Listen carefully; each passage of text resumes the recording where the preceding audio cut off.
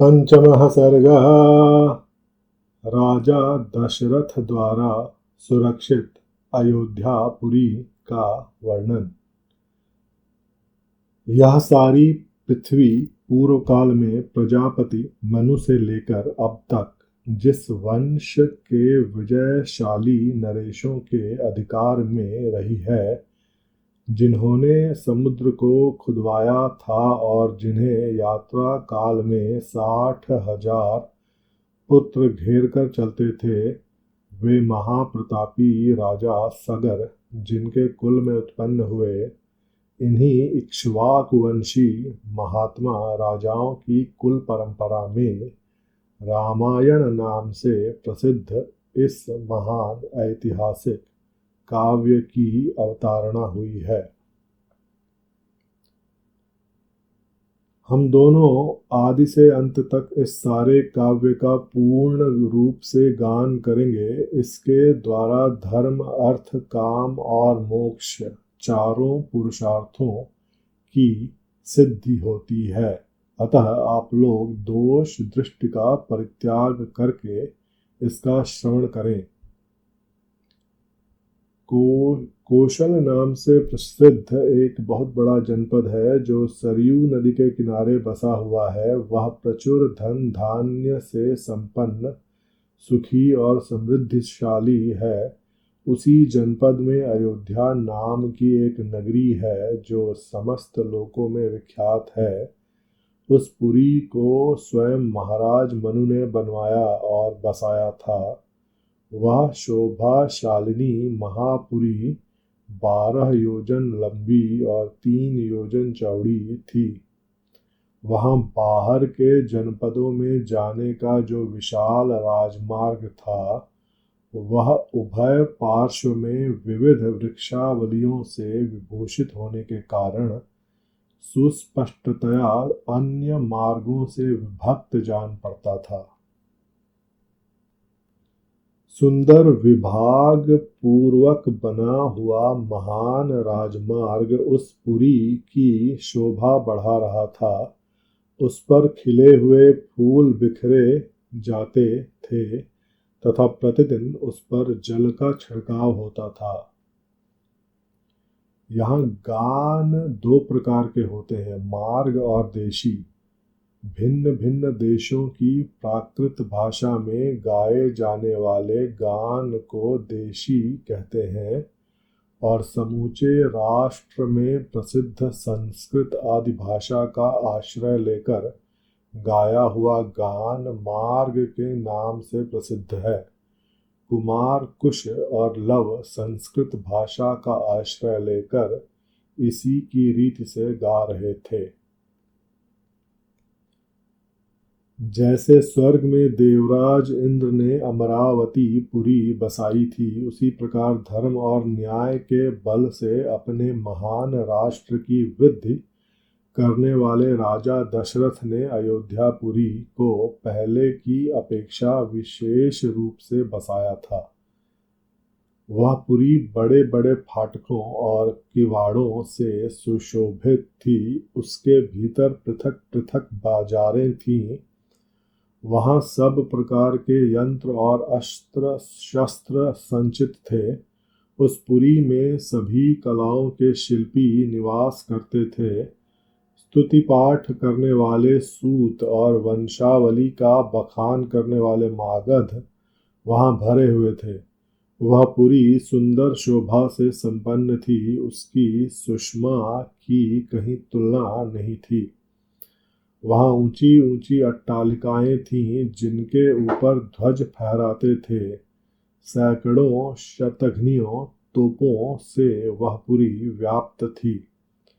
उस पुरी में ऐसी बहुत सी नाटक मंडलियां थीं जिनके केवल स्त्रियां ही नृत्य एवं अभिनय करती थीं। उस नगरी में चारों ओर उद्यान तथा आमों के बगीचे थे। लंबाई और चौड़ाई की दृष्टि से वह पुरी बहुत विशाल थी तथा साखू के वन उसे सब ओर से घेरे हुए थे। उसके चारों ओर गहरी खाई खुदी थी जिसमें प्रवेश करना या जिसे लांघना अत्यंत कठिन था। वह नगरी दूसरों के लिए सर्वथा दुर्गम एवं दुर्जय थी। घोड़े, हाथी, गाय, बैल, ऊंट तथा गधे आदि उपयोगी पशुओं से वह पुरी भरी पूरी थी। कर देने वाले सामंत नरेशों के समुदाय उसे सदा घेरे रहते थे। विभिन्न देशों के निवासी वैश्य उस पुरी की शोभा बढ़ाते थे। वहाँ के महलों का निर्माण नाना प्रकार के रत्नों से हुआ था। वे गगनचुंबी प्रासाद पर्वतों के समान जान पड़ते थे। उनसे उस पुरी की बड़ी शोभा हो रही थी। बहुसंख्यक कूटागारों, गुप्त गृहों तथा स्त्रियों के क्रीड़ा भवनों से परिपूर्ण वह नगरी इंद्र की अमरावती के समान जान पड़ती थी। उसकी शोभा विचित्र थी। उसके महलों पर सोने का पानी चढ़ाया गया था अथवा वह पुरी द्यूत फल के आकार में बसाई गई थी। श्रेष्ठ एवं सुंदरी नारियों के समूह उस पुरी की शोभा बढ़ाते थे। वह सब प्रकार के रत्नों से भरी पूरी तथा सतमहले प्रासादों से सुशोभित थी।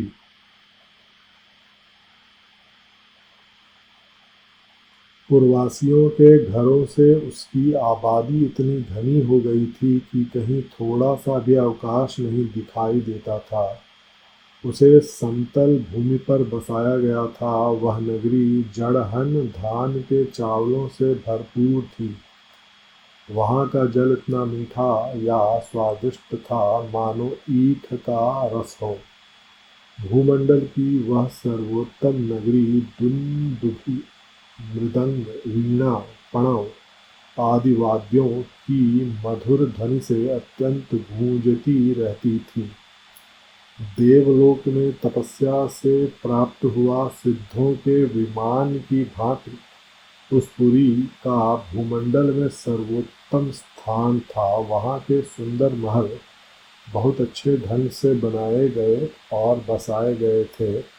उसके भीतरी भाग बहुत ही सुंदर थे। बहुत से श्रेष्ठ पुरुष उस पुरी में निवास करते थे। गोविंदराज की टीका में अष्टापद का अर्थ शारी फल या द्यूत फलक किया गया है। वह चौकी जिस पर पासा बिछाया या खेला जाए द्यूत फल कहलाती है। पुरी के बीच में राजमहल था। उसके चारों ओर राजवीथियां थी और बीच में खाली जगह थी। यही अष्टापदाकार का भाव है। जो अपने समूह से बिछुड़कर असहाय हो गया हो, जिसके आगे पीछे कोई न हो, अर्थात जो पिता और पुत्र दोनों से हीन हो, तथा जो शब्द वेधी बाण द्वारा बेधने योग्य हों अथवा युद्ध से हार कर भागे जा रहे हों, ऐसे पुरुषों पर जो लोग बाणों का प्रहार नहीं करते, जिनके सधे सधाए हाथ शीघ्रतापूर्वक लक्ष्य वेध करने में समर्थ हैं, अस्त्र शस्त्रों के प्रयोग में कुशलता प्राप्त कर चुके हैं, तथा जो वन में गरजते हुए मतवाले सिंहों, व्याघ्रों और सुअरों को तीखे शस्त्रों से एवं भुजाओं के बल से भी बलपूर्वक मार डालने में समर्थ हैं, ऐसे सहस्रों महारथी वीरों से अयोध्यापुरी भरी पूरी थी। उसे महाराज दशरथ ने बसाया और पाला था। अग्निहोत्री शम, दम आदि उत्तम गुणों से संपन्न तथा छहों अंगों सहित संपूर्ण वेदों के पारंगत विद्वान श्रेष्ठ ब्राह्मण उस पुरी को सदा घेरे रहते थे। वे सहस्रों का दान देने वाले और सत्य में तत्पर रहने वाले थे। ऐसे महर्षिकल्प महात्माओं तथा ऋषियों से अयोध्यापुरी सुशोभित थी तथा राजा दशरथ उसकी सेवा उसकी रक्षा करते थे।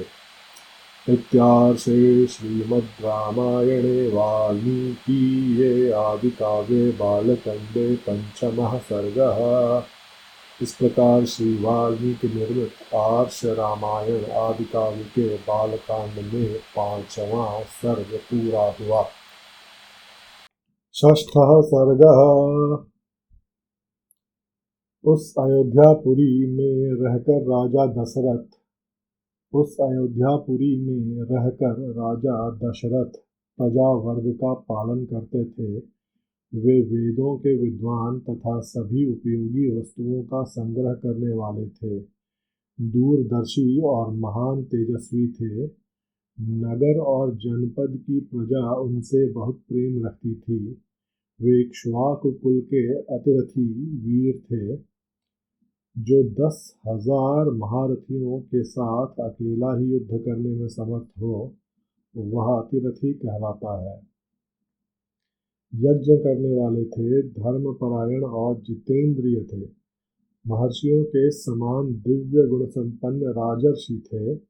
उनकी तीनों लोकों में ख्याति थी। वे बलवान शत्रुहीन मित्रों से युक्त एवं इंद्रिय विजयी थे। धन और अन्य वस्तुओं के संचय की दृष्टि से इंद्र और कुबेर के समान जान पड़ते थे। जैसे महातेजस्वी प्रजापति मनु संपूर्ण जगत की रक्षा करते थे उसी प्रकार महाराज दशरथ भी करते थे। धर्म अर्थ और काम का संपादन करने वाले कर्मों का अनुष्ठान करते हुए वे सत्य प्रतिज्ञ नरेश उस श्रेष्ठ अयोध्यापुरी का उसी तरह पालन करते थे जैसे इंद्र अमरावती पुरी का। उस उत्तम नगर में निवास करने वाले सभी मनुष्य प्रसन्न, धर्मात्मा, बहुश्रुत, निर्लोभ, सत्यवादी तथा अपने अपने धन से संतुष्ट रहने वाले थे। उस श्रेष्ठ पुरी में कोई भी ऐसा कुटुंबी नहीं था जिसके पास उत्कृष्ट वस्तुओं का संग्रह अधिक मात्रा में न हो, जिसके धर्म अर्थ और काममय पुरुषार्थ सिद्ध न हो गए हों तथा जिसके पास गाय बैल घोड़े धन धान्य आदि का अभाव हो। अयोध्या में कहीं भी कोई कामी, कृपण, क्रूर, मूर्ख और नास्तिक मनुष्य देखने को भी नहीं मिलता था। वहाँ के सभी स्त्री पुरुष धर्मशील, संयमी, सदा प्रसन्न रहने वाले तथा शील और सदाचार की दृष्टि से महर्षियों की भांति निर्मल थे। वहाँ कोई भी कुंडल, मुकुट और पुष्पहार से शून्य नहीं था। किसी के पास भोग सामग्री की कमी नहीं थी। कोई भी ऐसा नहीं था जो नहा धोकर साफ सुथरा न हो, जिसके अंगों में चंदन का लेप न हुआ हो तथा जो सुगंध से वंचित हो। अपवित्र अन्न भोजन करने वाला, दान न देने वाला तथा मन को काबू में न रखने वाला मनुष्य तो वहाँ कोई भी दिखाई ही नहीं देता था। कोई भी ऐसा पुरुष देखने में नहीं आता था जो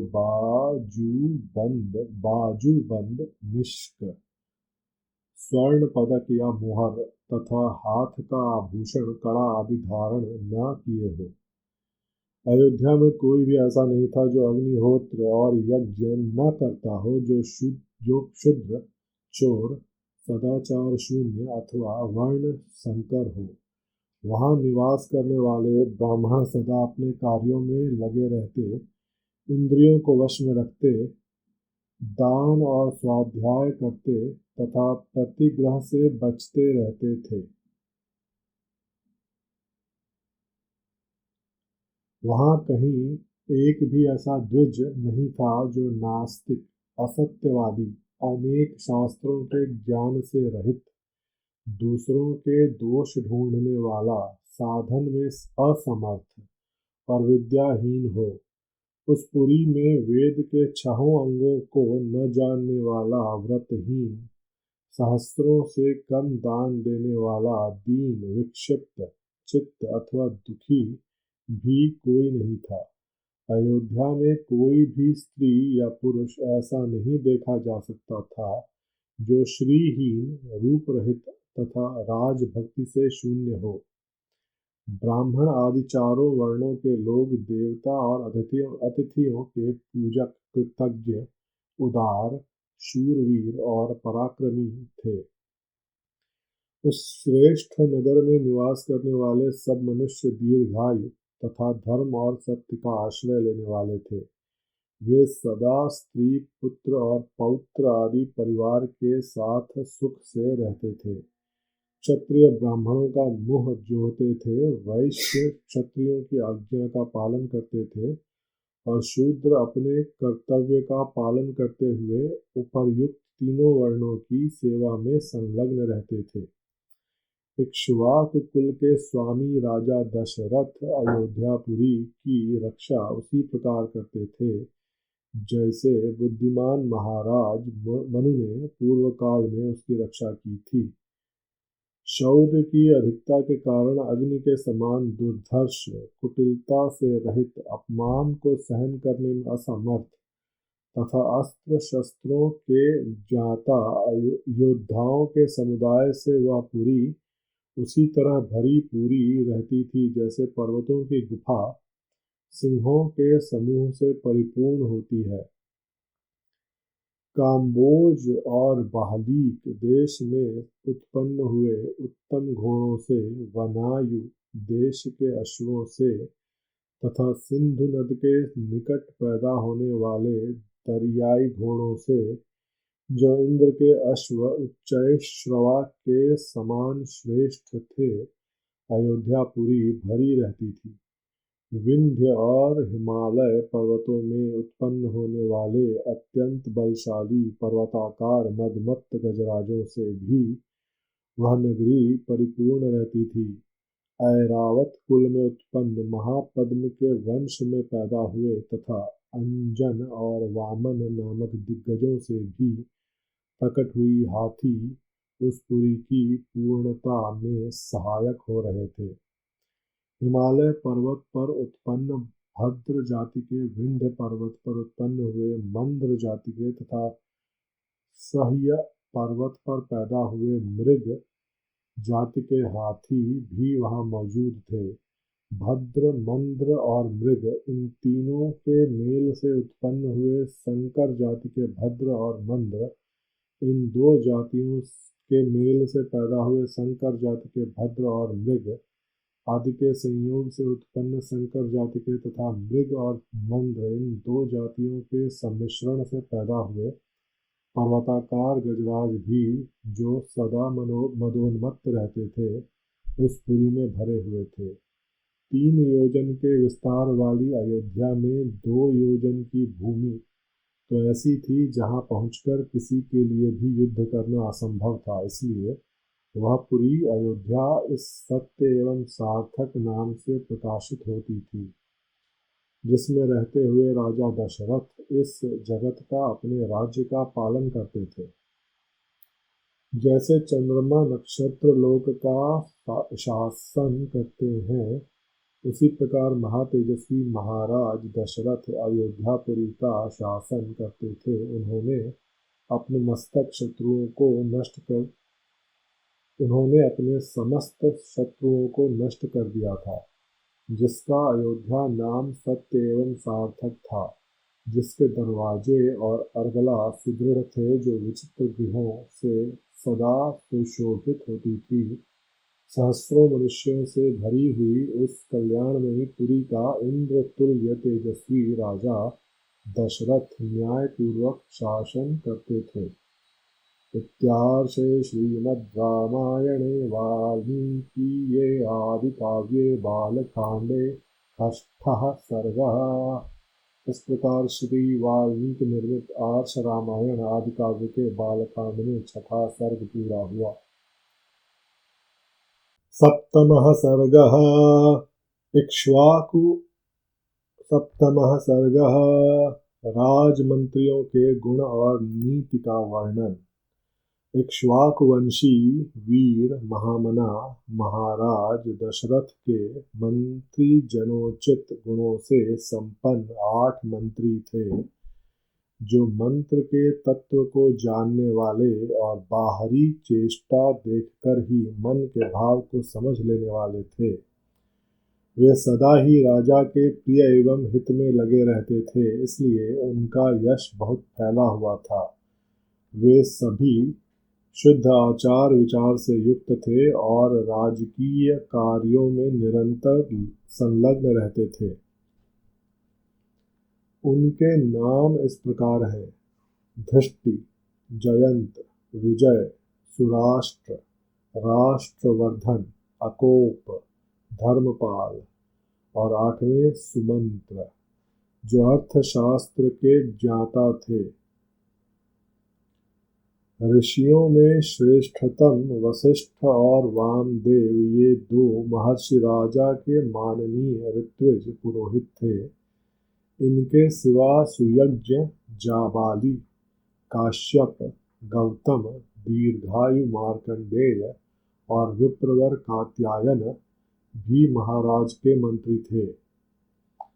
इन ब्रह्मर्षियों के साथ राजा के पूर्व परंपरागत ऋत्विज भी सदा मंत्री का कार्य करते थे।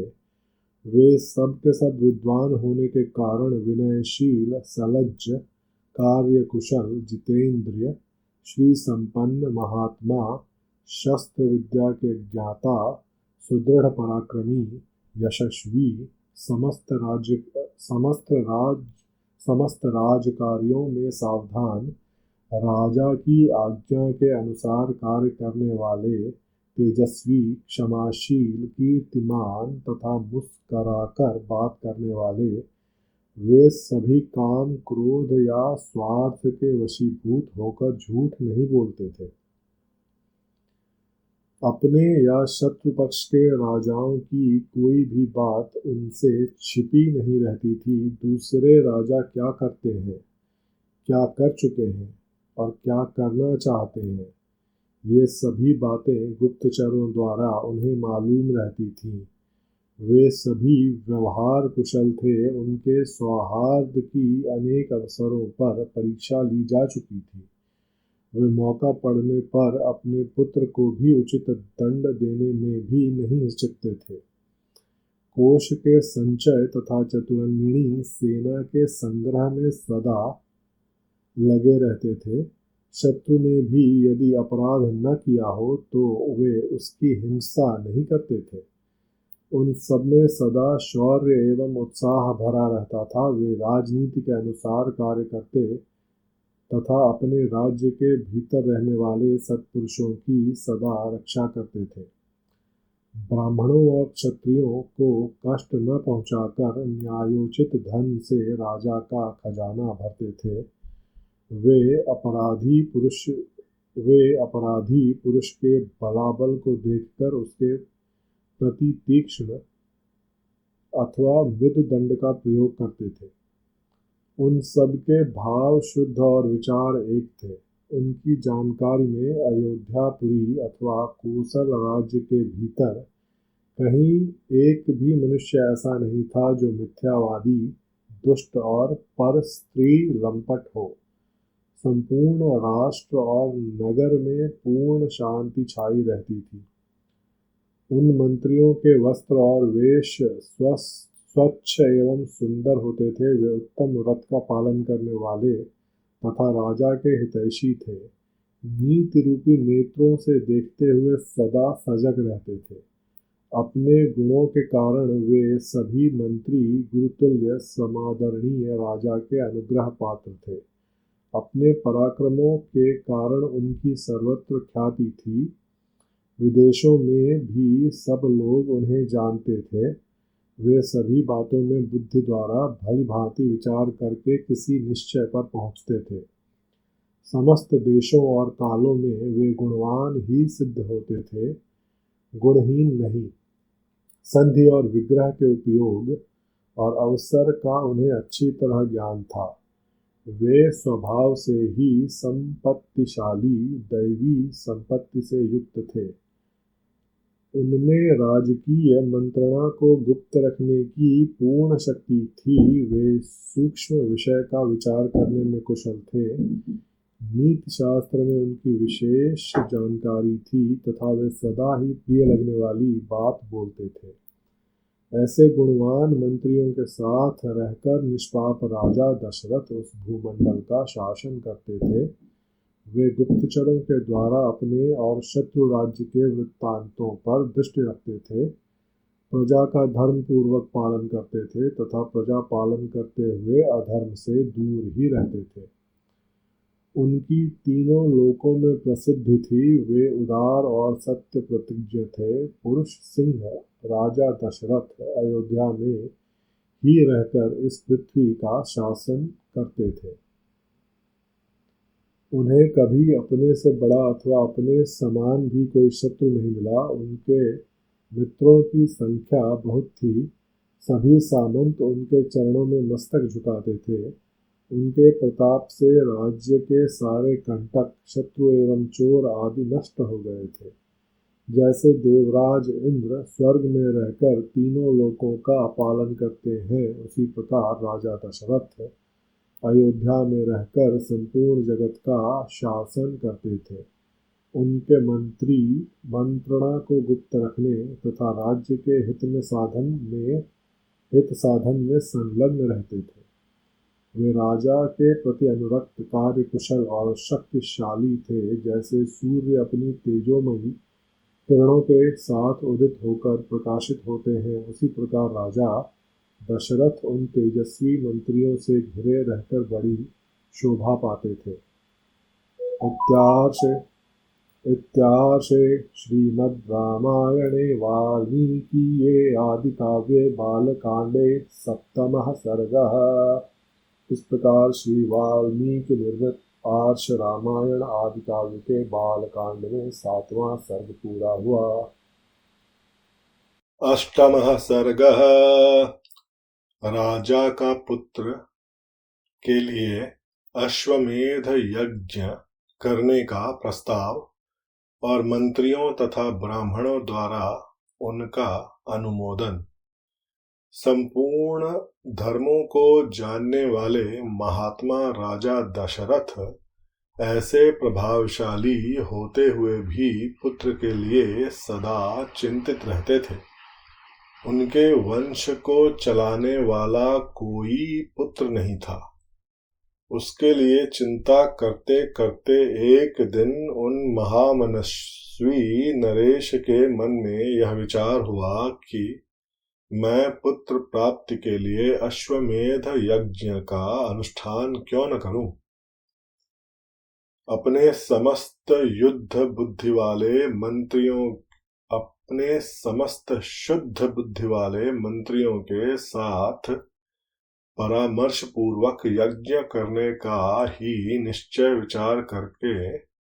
विचार करके उन महातेजस्वी, बुद्धिमान एवं धर्मात्मा राजा ने सुमंत्र से कहा, मंत्रिवर, तुम मेरे समस्त गुरुजनों एवं पुरोहितों को यहाँ शीघ्र बुला ले आओ। तब शीघ्रता पूर्वक पराक्रम प्रकट करने वाले सुमंत्र तुरंत जाकर उन समस्त वेद विद्या के पारंगत मुनियों को वहां बुला लाए। सुयज्ञ, वामदेव, जाबाली, काश्यप, कुलपुरोहित, वशिष्ठ तथा और भी जो श्रेष्ठ ब्राह्मण थे, उन सब की पूजा करके धर्मात्मा राजा दशरथ ने धर्म और अर्थ से युक्त यह मधुर वचन कहा, महर्षियों, मैं सदा पुत्र के लिए विलाप करता रहता हूँ। उसके बिना इस राज्य आदि से मुझे सुख नहीं मिलता। अतः मैंने यह निश्चय किया है कि मैं पुत्र प्राप्ति के लिए अश्वमेध द्वारा भगवान का यजन करूं। मेरी इच्छा है कि शास्त्रोक्त विधि से इस यज्ञ का अनुष्ठान करूं। अतः किस प्रकार मुझे मेरी मनोवांछित वस्तु प्राप्त होगी, इसका विचार आप लोग यहाँ करें। राजा के ऐसा कहने पर वशिष्ठ आदि सब ब्राह्मणों ने बहुत अच्छा कहकर उनके मुख से कहे गए पूर्वोक्त वचन की प्रशंसा की। फिर वे सभी अत्यंत प्रसन्न होकर राजा दशरथ से बोले, महाराज, यज्ञ सामग्री का संग्रह किया जाए। भूमंडल में भ्रमण के लिए यज्ञ संबंधी अश्व छोड़ा जाए तथा सरयू के उत्तर तट पर यज्ञ भूमि का निर्माण किया जाए। तुम यज्ञ द्वारा सर्वथा अपनी इच्छा के अनुरूप पुत्र प्राप्त कर लोगे, क्योंकि पुत्र के लिए तुम्हारे हृदय में ऐसी धार्मिक बुद्धि का उदय हुआ है।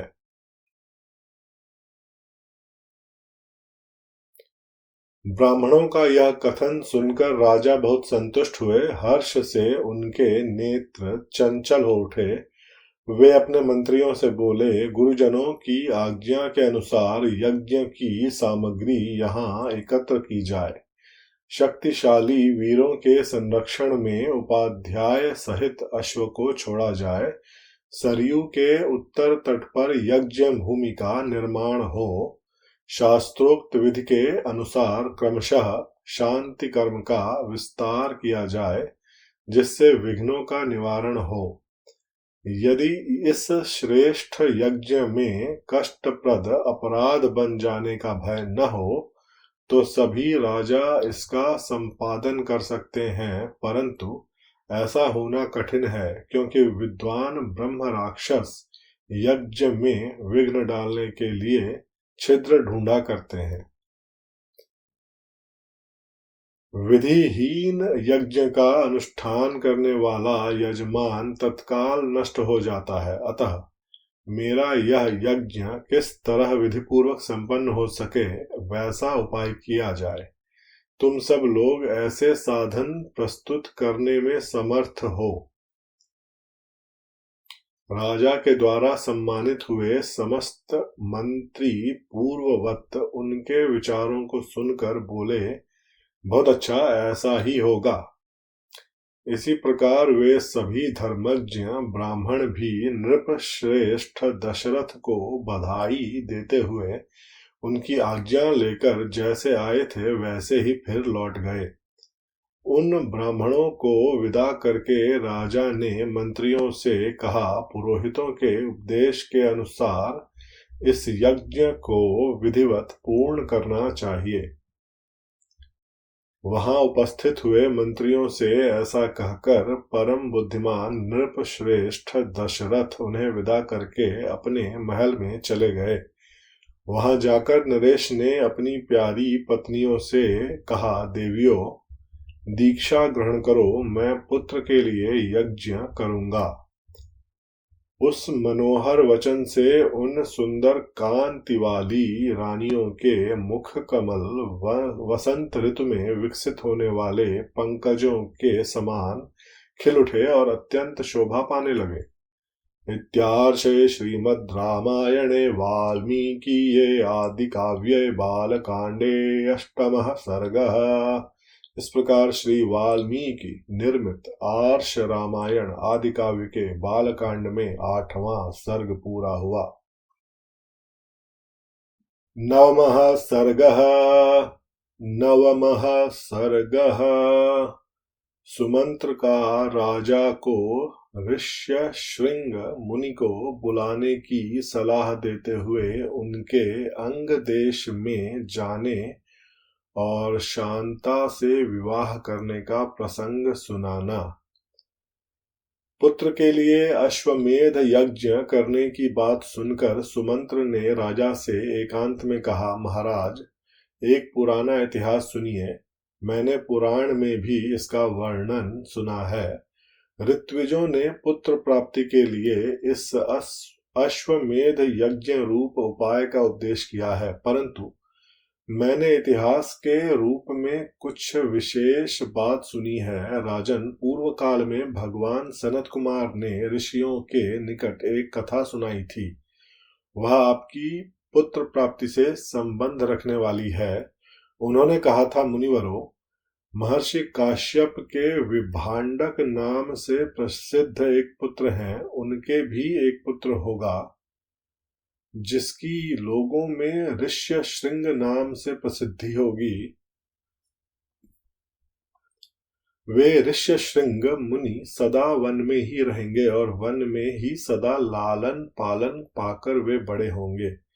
सदा पिता के ही साथ रहने के कारण विप्रवर ऋष्य शृंग दूसरे किसी को नहीं जानेंगे। राजन, लोक में ब्रह्मचर्य के दो रूप विख्यात हैं और ब्राह्मणों ने सदा उन दोनों स्वरूपों का वर्णन किया है। एक तो है दंड मेखला आदि धारण रूप मुख्य ब्रह्मचर्य और दूसरा है ऋतुकाल में पत्नी समागम रूप गौण ब्रह्मचर्य। उन महात्मा के द्वारा उक्त दोनों प्रकार के ब्रह्मचर्यों का पालन होगा। इस प्रकार रहते हुए मुनि का समय अग्नि तथा यशस्वी पिता की सेवा में ही व्यतीत होगा। उसी समय अंग देश में रोमपाद नामक एक बड़े प्रतापी और बलवान राजा होंगे। उनके द्वारा धर्म का उल्लंघन हो जाने के कारण उस देश में घोर अनावृष्टि हो जाएगी, तो जो सब लोगों को अत्यंत भयभीत कर देगी। वर्षा बंद हो जाने से राजा रोमपाद को भी बहुत दुख होगा।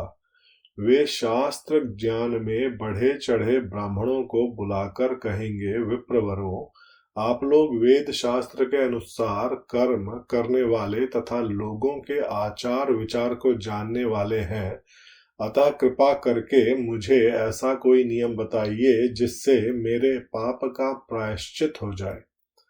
राजा के ऐसा कहने पर वे वेदों के पारंगत विद्वान सभी श्रेष्ठ ब्राह्मण उन्हें इस प्रकार सलाह देंगे। राजन, विभांडक के पुत्र ऋष्य श्रृंग वेदों के पारगामी विद्वान हैं। भूपाल, आप सभी उपायों से उन्हें यहाँ ले आइए, बुलाकर उनका भली भांति सत्कार कीजिए। फिर एकाग्रचित्त हो वैदिक विधि के अनुसार उनके साथ आप अपनी कन्या शांता का विवाह कर दीजिए। उनकी बात सुनकर राजा इस चिंता में पड़ जाएंगे कि किस उपाय से उन शक्तिशाली महर्षि को यहाँ लाया जा सकता है। फिर वे मनस्वी नरेश मंत्रियों के साथ निश्चय करके अपने पुरोहित और मंत्रियों को सत्कार पूर्वक वहां भेजेंगे। राजा की बात सुनकर वे मंत्री और पुरोहित मुंह लटकाकर दुखी हो यों कहने लगेंगे कि हम महर्षि से डरते हैं, इसलिए वहां नहीं जाएंगे। यों कहकर वे राजा से बड़ी अनुनय विनय करेंगे।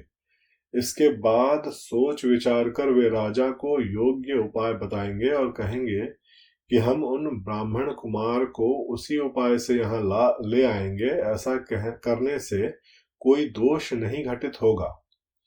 इस प्रकार वेश्याओं की सहायता से अंगराज मुनि कुमार ऋष्य श्रृंग को अपने यहाँ बुलाएंगे। उनके आते ही इंद्रदेव उस राज्य में वर्षा करेंगे। फिर राजा उन्हें अपनी पुत्री शांता समर्पित कर देंगे। इस तरह ऋष्य श्रृंग आपके जामाता हुए। वे ही आपके लिए पुत्रों को सुलभ कराने वाले यज्ञ कर्म का संपादन करेंगे। यह सनत कुमार जी की कही हुई बात मैंने आपसे निवेदन की है। यह सुनकर राजा दशरथ को बड़ी प्रसन्नता हुई। उन्होंने सुमंत्र से कहा, मुनि कुमार, ऋष्य श्रृंग को यहाँ जिस प्रकार और जिस उपाय से बुलाया गया वह स्पष्ट रूप से बताओ। इत्यार्षे श्रीमद् रामायणे वाल्मीकिये आदि काव्ये बालकांडे नवमः सर्गः। इस प्रकार श्री वाल्मीकि निर्मित आर्ष रामायण आदि काव्य के बालकांड में 9वां सर्ग पूरा हुआ। 10वां सर्ग। अंग देश में ऋष्य श्रृंग के आने तथा शांता के साथ विवाह होने के प्रसंग का कुछ विस्तार के साथ वर्णन। राजा की आज्ञा पाकर उस समय सुमंत्र ने इस प्रकार कहना आरंभ किया। राजन, रोमपाद के मंत्रियों ने ऋष्यशृंग को वहां जिस प्रकार और जिस उपाय से बुलाया था वह सब मैं बता रहा हूं। आप मंत्रियों सहित मेरी बात सुनिए। उस समय अमात्यों सहित पुरोहित ने राजा रोमपाद से कहा, महाराज, हम लोगों ने एक उपाय सोचा है जिसे काम में लाने से किसी भी विघ्न बाधा के आने की संभावना नहीं है। ऋष्यशृंग मुनि सदा वन में ही रहकर तपस्या और स्वाध्याय में लगे रहते हैं। वे स्त्रियों को पहचानते तक नहीं हैं और विषयों के सुख से भी सर्वथा अनभिज्ञ हैं। हम मनुष्यों के चित्त को मथ डालने वाले मनोवांछित विषयों का प्रलोभन देकर उन्हें अपने नगर में ले आएंगे। अतः इसके लिए शीघ्र प्रयत्न किया जाए। यदि सुंदर आभूषणों से विभूषित मनोहर रूप वाली वेश्याएं वहां जाएं, तो वे भांति भांति के उपायों से उन्हें लुभाकर इस नगर में ले आएंगी। अतः इन्हें सत्कार पूर्वक भेजना चाहिए। यह सुनकर राजा ने पुरोहित को उत्तर दिया, बहुत अच्छा, आप लोग ऐसा ही करें। आज्ञा पाकर पुरोहित और मंत्रियों ने उस समय वैसी ही व्यवस्था की। तब नगर की मुख्य मुख्य वेश्याएं राजा का आदेश सुनकर उस महान वन में गईं और मुनि के आश्रम से थोड़ी ही दूर पर ठहरकर उनके दर्शन का उद्योग करने लगीं। तब नगर की मुख्य मुख्य वेश्याएं राजा का आदेश सुनकर उस महान वन में गईं और मुनि के आश्रम से थोड़ी ही दूर पर ठहरकर उनके दर्शन का उद्योग करने लगीं। मुनि कुमार ऋष्यशृंग बड़े ही धीर स्वभाव के थे। सदा आश्रम में ही रहा करते थे। उन्हें सर्वदा अपने पिता के पास रहने में ही अधिक सुख मिलता था। अतः वे कभी आश्रम के बाहर नहीं निकलते थे। उन तपस्वी ऋषिकुमार ने जन्म से लेकर उस समय तक पहले कभी न तो कोई स्त्री देखी थी और न पिता के सिवा दूसरे किसी पुरुष का ही दर्शन किया था। नगर या राष्ट्र के गांव में उत्पन्न हुए दूसरे दूसरे प्राणियों को भी वे नहीं देख पाए थे। तदनंतर एक दिन विभांडक कुमार ऋष्यशृंग अकस्मात घूमते फिरते उस स्थान पर चले आए जहां वे वेश्याएं ठहरी हुई थीं। वहां उन्होंने उन सुंदरी वनिताओं को देखा। उन प्रमदाओं का वेश बड़ा ही सुंदर और अद्भुत था। वे मीठे स्वर में गा रही थीं। ऋषिकुमार को आया देख सभी उनके पास चली आईं और इस प्रकार पूछने लगीं, ब्रह्मन, आप कौन हैं, क्या करते हैं तथा इस निर्जन वन में आश्रम से इतनी दूर आकर अकेले क्यों विचर रहे हैं? यह हमें बताइए, हम लोग इस बात को जानना चाहती हैं। ऋष्यशृंग ने वन में कभी स्त्रियों का रूप नहीं देखा था और वे स्त्रियां तो अत्यंत कामनीय रूप से सुशोभित थीं। अतः उन्हें देखकर उनके मन में स्नेह उत्पन्न हो गया। इसलिए उन्होंने उनसे अपने पिता का परिचय देने का विचार किया। वे बोले, मेरे पिता का नाम विभांडक मुनि है। मैं उनका औरस पुत्र हूँ। मेरा ऋष्यशृंग नाम और तपस्या आदि कर्म इस भूमंडल में प्रसिद्ध है। यहाँ पास ही मेरा आश्रम है। आप लोग देखने में परम सुंदर हैं अथवा आपका दर्शन मेरे लिए शुभ कारक है। आप मेरे आश्रम पर चलें, वहां मैं आप सब लोगों की विधि पूर्वक पूजा करूंगा। ऋषि कुमार की यह बात सुनकर सब उनसे सहमत हो गईं। फिर वे सब सुंदरी स्त्रियां उनका आश्रम देखने के लिए वहां गईं। वहां जाने पर ऋषि कुमार ने यह अर्घ्य है, यह पाद्य है तथा यह भोजन के लिए फल मूल प्रस्तुत है, ऐसा कहते हुए उन सब का विधिवत पूजन किया। ऋषि की पूजा स्वीकार करके वे सभी वहां से चली जाने को उत्सुक हुईं। उन्हें विभांडक मुनि का भय लग रहा था, इसलिए उन्होंने शीघ्र ही वहां से चली जाने का विचार किया। वे बोली, ब्रह्मन, हमारे पास भी ये उत्तम उत्तम फल हैं। विप्रवर, इन्हें ग्रहण कीजिए, आपका कल्याण हो। इन फलों को शीघ्र ही खा लीजिए, विलंब न कीजिए।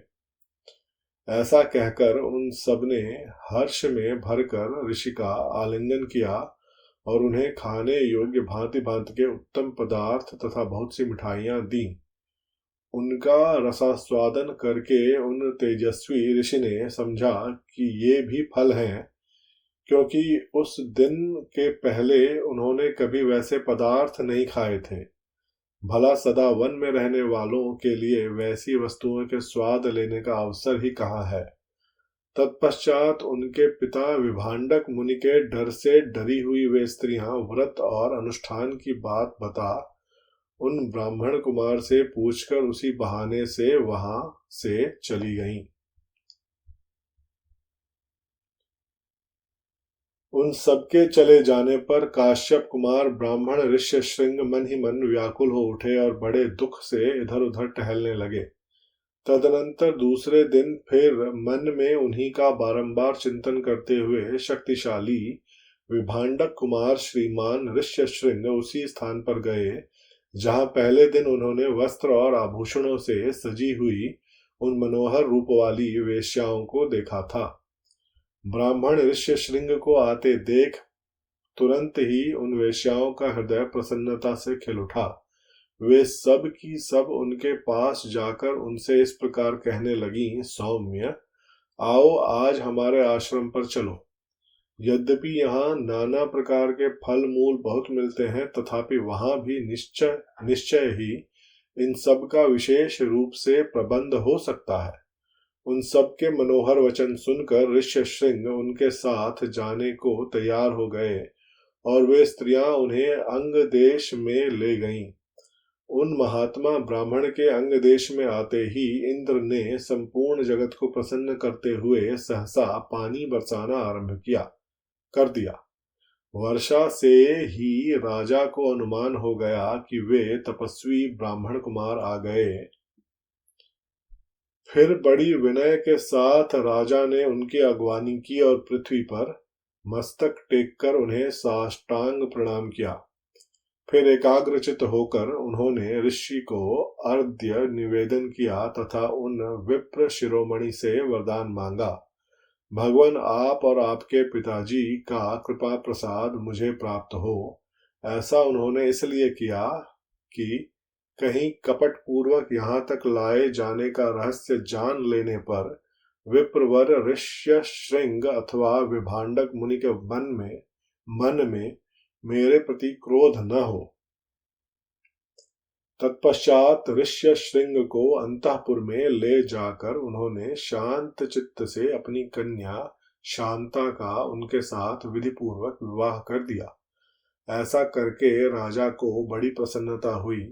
इस प्रकार महातेजस्वी ऋष्यशृंग राजा से पूजित हो संपूर्ण मनोवांछित भोग प्राप्त कर अपनी धर्मपत्नी शांता के साथ वहां रहने लगे। इत्यार्षे श्रीमद् रामायणे वाल्मीकिये आदि काव्ये बालकांडे दशमः सर्गः।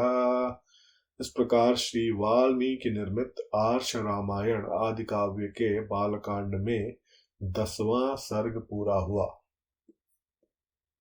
11 सर्गः। सुमंत्र के कहने से राजा दशरथ का सपरिवार अंगराज के यहाँ जाकर वहां से शांता और ऋष्यशृंग को अपने घर ले आना। तदनंतर सुमंत्र ने फिर कहा, राजेंद्र, आप पुनः मुझसे अपने हित की वह बात सुनिए जिसे देवताओं में श्रेष्ठ बुद्धिमान सनत कुमार जी ने ऋषियों को सुनाया था। उन्होंने कहा था, इक्ष्वाकु वंश में दशरथ नाम से प्रसिद्ध एक परम धार्मिक सत्य प्रतिज्ञ राजा होंगे। उनकी अंगराज के साथ मित्रता होगी। दशरथ के एक परम सौभाग्यशालिनी कन्या होगी जिसका नाम होगा शांता। अंग देश के राजकुमार का नाम होगा रोमपाद।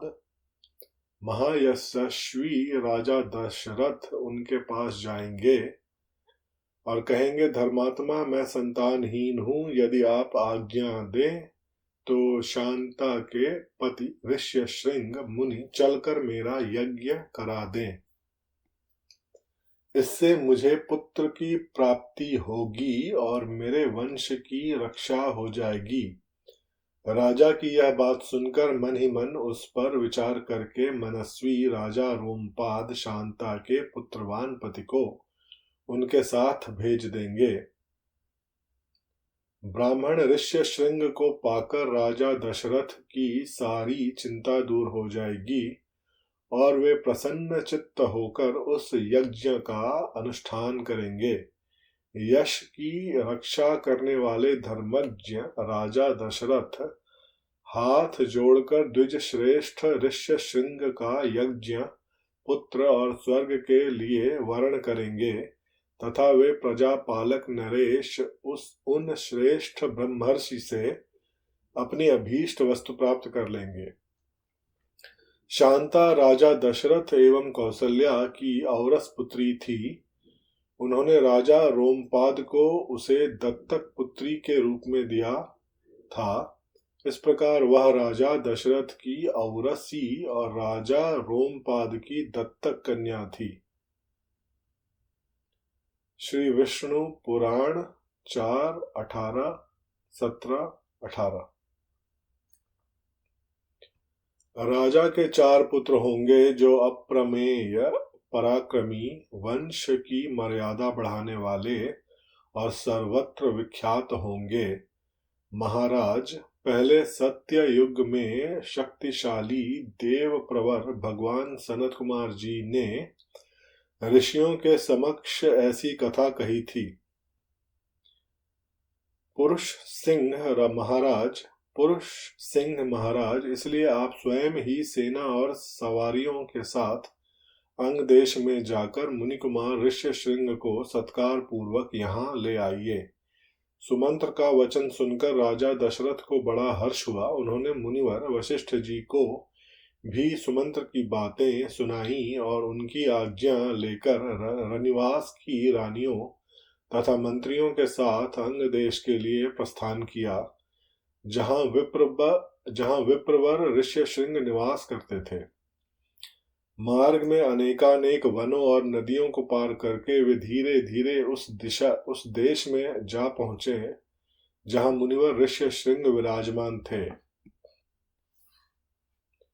वहां पहुंचने पर उन्हें द्विज श्रेष्ठ ऋष्यशृंग रोमपाद के पास ही बैठे दिखाई दिए। वे ऋषि कुमार प्रज्वलित अग्नि के समान तेजस्वी जान पड़ते थे। तदनंतर राजा रोमपाद ने मित्रता के नाते अत्यंत प्रसन्न हृदय से महाराज दशरथ का शास्त्रोक्त विधि के अनुसार विशेष रूप से पूजन किया और बुद्धिमान ऋषि कुमार ऋष्यशृंग को राजा दशरथ के साथ अपनी मित्रता की बात बताई। उस पर उन्होंने भी राजा का सम्मान किया। इस प्रकार भली भांति आदर सत्कार पाकर नर श्रेष्ठ राजा दशरथ रोमपाद के साथ वहां 7-8 दिनों तक रहे। इसके बाद वे अंगराज से बोले, प्रजापालक नरेश, तुम्हारी पुत्री शांता अपने पति के साथ मेरे नगर में पदार्पण करे, क्योंकि वहां एक महान आवश्यक कार्य उपस्थित हुआ है। राजा रोमपाद ने बहुत अच्छा कहकर उन बुद्धिमान महर्षि का जाना स्वीकार कर लिया और ऋष्यशृंग से कहा, विप्रवर, आप शांता के साथ महाराज दशरथ के यहाँ जाइए। राजा की आज्ञा पाकर उन ऋषिपुत्र ने तथास्तु कहकर राजा दशरथ को अपने चलने की स्वीकृति दे दी। राजा रोमपाद की अनुमति ले ऋष्यशृंग ने पत्नी के साथ वहां से प्रस्थान किया। उस समय शक्तिशाली राजा रोमपाद और दशरथ ने एक दूसरे को हाथ जोड़कर स्नेह पूर्वक छाती से लगाया तथा अभिनंदन किया। फिर मित्र से विदा ले रघुनंदन दशरथ वहां से प्रस्थित हुए।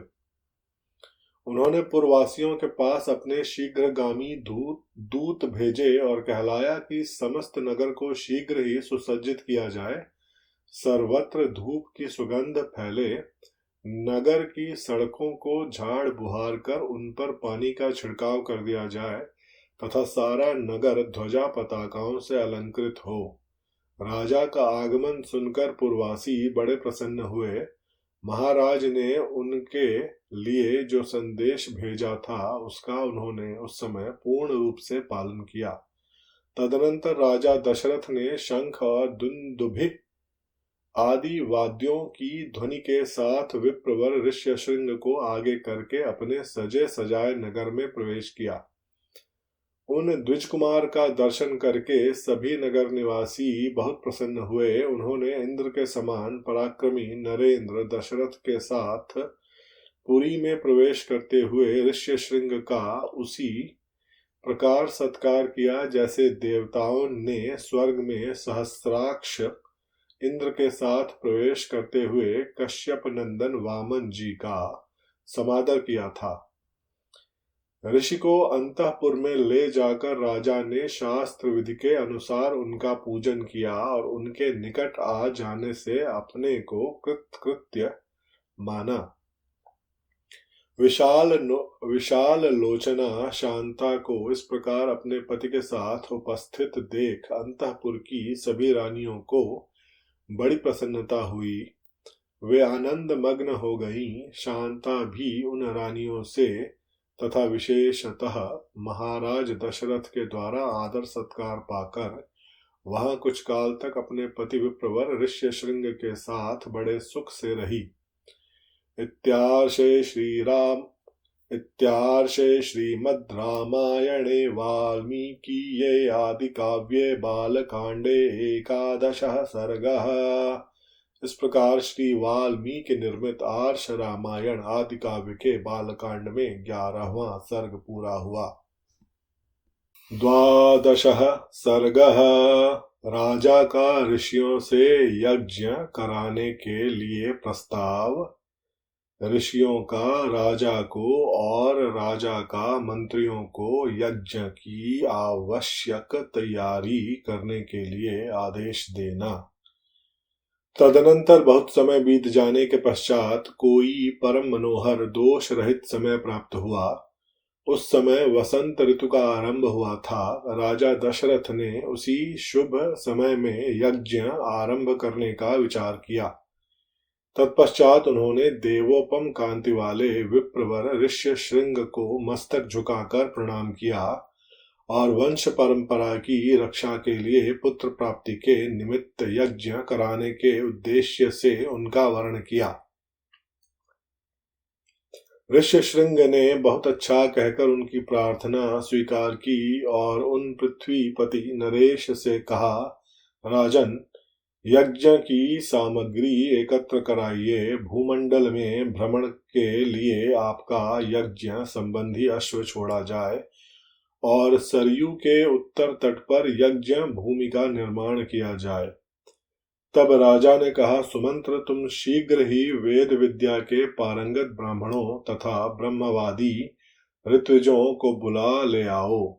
सुयज्ञ, वामदेव, जाबाली, काश्यप, पुरोहित वशिष्ठ तथा अन्य जो श्रेष्ठ ब्राह्मण हैं उन सबको बुलाओ। तब शीघ्रगामी सुमंत्र तुरंत जाकर वेद विद्या के पारगामी उन समस्त ब्राह्मणों को बुला लाए। धर्मात्मा राजा दशरथ ने उन सब का पूजन किया और उनसे धर्म तथा अर्थ से युक्त मधुर वचन कहा। महर्षियों, मैं पुत्र के लिए निरंतर संतप्त रहा हूँ। उसके बिना इस राज्य आदि से भी मुझे सुख नहीं मिलता है। अतः मैंने यह विचार किया है कि पुत्र के लिए अश्वमेध यज्ञ का अनुष्ठान करूं। इसी संकल्प के अनुसार मैं अश्वमेध यज्ञ का आरंभ करना चाहता हूं। मुझे विश्वास है कि ऋषिपुत्र ऋष्यशृंग के प्रभाव से मैं अपनी संपूर्ण कामनाओं को प्राप्त कर लूंगा। राजा दशरथ के मुख से निकले हुए इस वचन की वशिष्ठ आदि सब ब्राह्मणों ने साधु साधु कहकर बड़ी सराहना की। इसके बाद ऋष्यशृंग आदि सब महर्षियों ने उस समय राजा दशरथ से पुनः यह बात कही, महाराज, यज्ञ सामग्री का संग्रह किया जाए।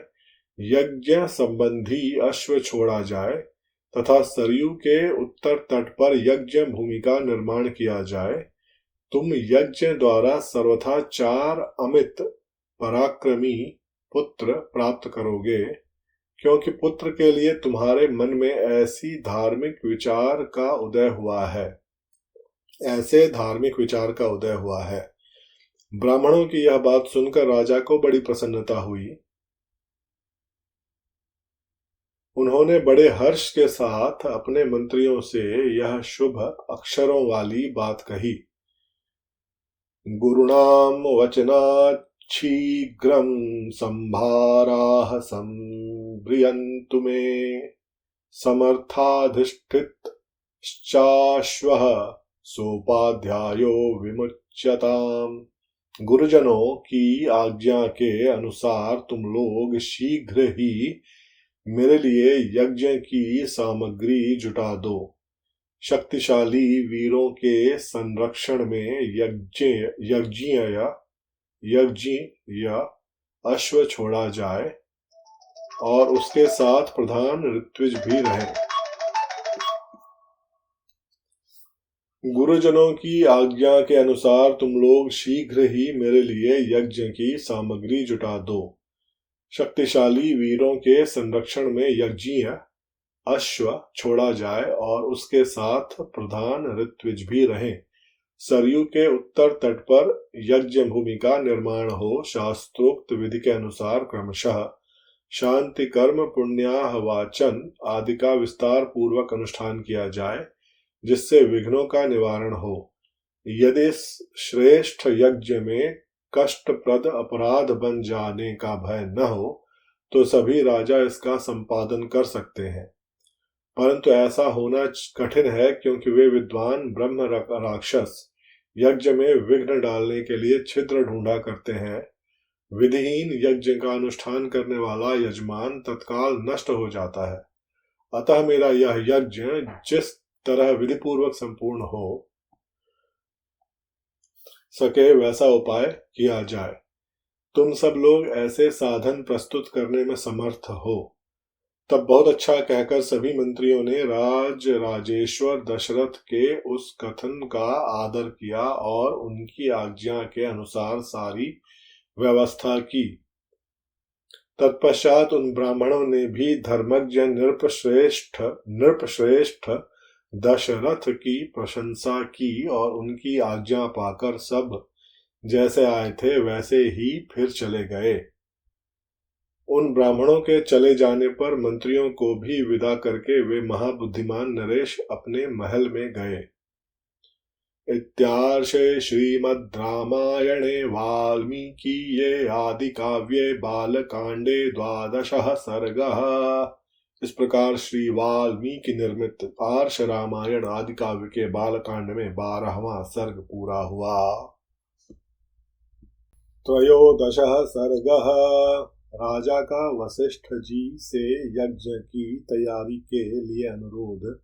वशिष्ठ जी द्वारा इसके लिए सेवकों की नियुक्ति और सुमंत्र को राजाओं को बुलाने के लिए आदेश। समागत राजाओं का सत्कार तथा पत्नियों सहित राजा दशरथ का यज्ञ की दीक्षा लेना।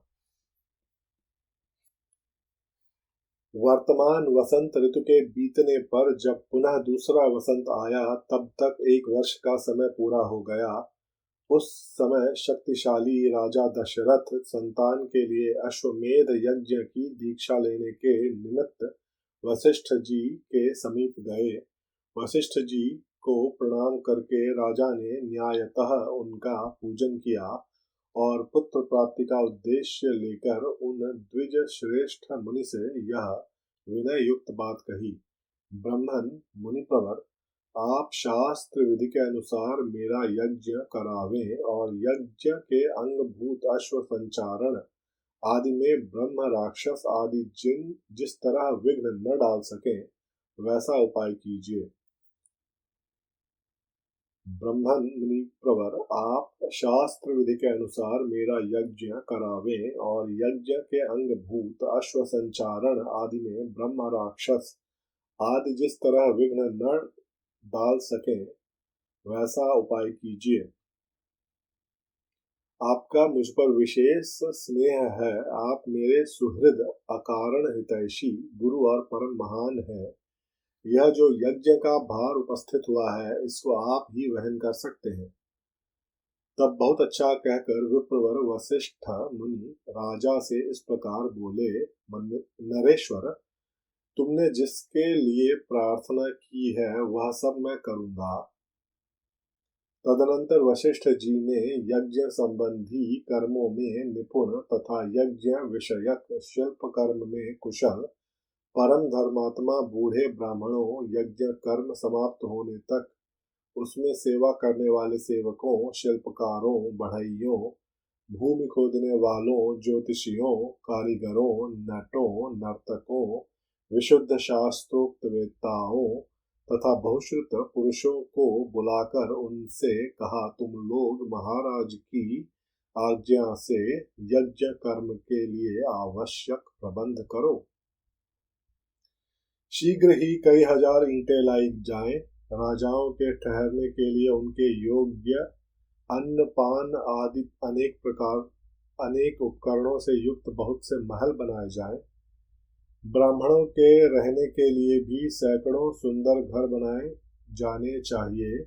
वे सभी गृह बहुत से भोजनीय अन्नपान आदि उपकरणों से युक्त तथा आंधी पानी आदि के निवारण में समर्थ हों। इस तरह पूर्ववासियों के लिए भी विस्तृत मकान बनने चाहिए। दूर से आए हुए भूपालों के लिए पृथक पृथक महल बनाए जाएं। घोड़े और हाथियों के लिए भी शालाएं बनाई जाएं। साधारण लोगों के सोने के लिए भी घरों की व्यवस्था हो। विदेशी सैनिकों के लिए भी बड़ी बड़ी छावनियां बननी चाहिए। जो घर बनाए जाएं उनमें खाने पीने की प्रचुर सामग्री संचित रहे। उनमें सभी मनोवांछित पदार्थ सुलभ हों तथा नगर वासियों को भी बहुत सुंदर अन्न भोजन के लिए देना चाहिए। वह भी विधिवत सत्कार पूर्वक दिया जाए, अवहेलना करके नहीं। ऐसी व्यवस्था होनी चाहिए जिससे सभी वर्ण के लोग भली भांति सत्कृत हो सम्मान प्राप्त करें। काम और क्रोध के वशीभूत होकर भी किसी का अनादर नहीं करना चाहिए। जो शिल्पी मनुष्य यज्ञ कर्म की आवश्यक तैयारी में लगे हों, उनका तो बड़े छोटे का ख्याल रखकर विशेष रूप से समादर करना चाहिए। जो सेवक या कारीगर धन और भोजन आदि के द्वारा सम्मानित किए जाते हैं, वे सब परिश्रम पूर्वक कार्य करते हैं। उनका किया हुआ सारा कार्य सुंदर ढंग से संपन्न होता है। उनका कोई काम बिगड़ने नहीं पाता। अतः तुम सब लोग प्रसन्न चित्त होकर वह ऐसा ही करो। तब वे सब लोग वशिष्ठ जी से मिलकर बोले, आपको जैसा अभीष्ट है उसके अनुसार ही करने के लिए अच्छी व्यवस्था की जाएगी। कोई भी काम बिगड़ने नहीं पाएगा। आपने जैसा कहा है हम लोग वैसा ही करेंगे, उसमें कोई त्रुटि नहीं आने देंगे। तदनंतर वशिष्ठ जी ने सुमंत्र को बुलाकर कहा, इस पृथ्वी पर जो जो धार्मिक राजा, ब्राह्मण, क्षत्रिय, वैश्य और सहस्त्रों शूद्र हैं, उन सबको इस यज्ञ में आने के लिए निमंत्रित करो। सब देशों के अच्छे लोगों को सत्कार पूर्वक यहाँ ले आओ। मिथिला के स्वामी शूरवीर महाभाग जनक सत्यवादी नरेश हैं। उनको अपना पुराना संबंधी जानकर तुम स्वयं ही जाकर उन्हें बड़े आदर सत्कार के साथ यहाँ ले आओ। इसीलिए पहले तुम्हें यह बात बता देता हूँ। इसी प्रकार काशी के राजा अपने स्नेही मित्र हैं और सदा प्रिय वचन बोलने वाले हैं। वे सदाचारी तथा देवताओं के तुल्य तेजस्वी हैं। अतः उन्हें भी स्वयं ही जाकर ले आओ। केकय देश के बूढ़े राजा बड़े धर्मात्मा हैं। वे राज सिंह महाराज दशरथ के श्वशुर हैं। अतः उन्हें भी पुत्र सहित यहाँ ले आओ। अंग देश के स्वामी महाधनुर्धर राजा रोमपाद हमारे महाराज के मित्र हैं, अतः उन्हें पुत्र सहित यहाँ सत्कार पूर्वक ले आओ। कौशल राज भानुमान को भी सत्कार पूर्वक ले आओ। मगध देश के राजा प्राप्तिज्ञ को, जो शूरवीर, सर्वशास्त्र विशारद, परम उदार तथा पुरुषों में श्रेष्ठ हैं, स्वयं जाकर सत्कार पूर्वक बुला ले आओ। महाराज की आज्ञा लेकर तुम पूर्व देश के श्रेष्ठ नरेशों को तथा सिंधु सौवीर एवं सुराष्ट्र देश के भूपालों को यहाँ आने के लिए निमंत्रण दो। दक्षिण भारत के समस्त नरेशों को भी आमंत्रित करो। इस भूतल पर और भी जो जो नरेश महाराज के प्रति स्नेह रखते हैं, उन सब को सेवकों और सगे संबंधियों सहित यथासंभव शीघ्र बुला लो। महाराज की आज्ञा से बड़भागी दूतों द्वारा इन सब के पास बुलावा भेज दो। वशिष्ठ का यह वचन सुनकर सुमंत्र ने तुरंत ही अच्छे पुरुषों को राजाओं की बुलाहट के लिए जाने का आदेश दे दिया। परम बुद्धिमान धर्मात्मा सुमंत्र वशिष्ठ मुनि की आज्ञा से खास खास राजाओं को बुलाने के लिए स्वयं ही गए। यज्ञ कर्म की व्यवस्था के लिए जो सेवक नियुक्त किए गए थे, उन सब ने आकर उस समय तक यज्ञ संबंधी जो जो कार्य संपन्न हो गया था, उस सब की सूचना महर्षि वशिष्ठ को दी। यह सुनकर वे द्विज श्रेष्ठ मुनि बड़े प्रसन्न हुए और उन सब से बोले, भद्र पुरुषों, किसी को जो कुछ देना हो उसे अवहेलना या अनादर पूर्वक नहीं देना चाहिए, क्योंकि अनादर पूर्वक दिया हुआ दान दाता को नष्ट कर देता है, इसमें संशय नहीं है। तदनंतर कुछ दिनों के बाद राजा लोग महाराज दशरथ के लिए बहुत से रत्नों की भेंट लेकर अयोध्या में आए। इससे वशिष्ठ जी को बड़ी प्रसन्नता हुई। उन्होंने राजा से कहा, पुरुष सिंह, तुम्हारी आज्ञा से राजा लोग यहाँ आ गए। नृपश्रेष्ठ, मैंने भी यथा योग्य उन सबका सत्कार किया है। हमारे कार्यकर्ताओं ने पूर्णतः सावधान रहकर यज्ञ के लिए सारी तैयारी की है। अब तुम भी यज्ञ करने के लिए यज्ञ मंडप के समीप चलो।